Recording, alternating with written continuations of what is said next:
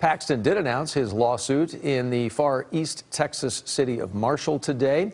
He's on a campaign stump facing 3 Republican challengers we know for Attorney General, and this race happens to be one of the closest watched primaries of the year.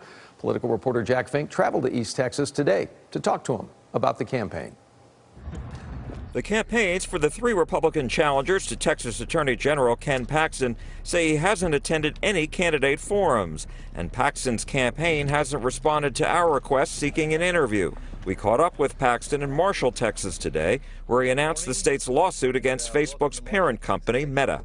And how do you respond to your Republican challengers who openly criticize your ethics and integrity and also ask them about and ask them about, and they basically accuse you, and they say they worry about the fact that you're going to be indicted on federal charges after the primary if you win. Let me just say we're going to keep this to the topic at hand. I'm not going to talk about my campaign. I'm not going to talk about campaign issues.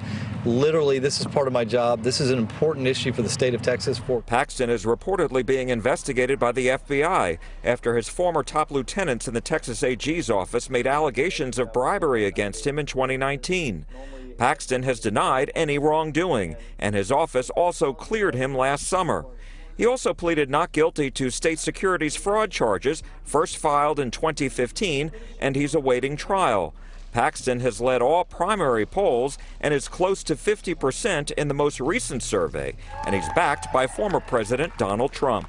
Matthew Wilson is an SMU political science professor. And so given that, I just don't think he sees much upside in taking questions or talking about any of the ethics concerns. Paxton was also asked why he held the news conference in Marshall, which is where one of his primary opponents, conservative Congressman Louis Gohmert, lives. We would have filed it either way, whether he's in the race or not. It's completely irrelevant. In Marshall, Texas, Jack Fink, CBS 11 News.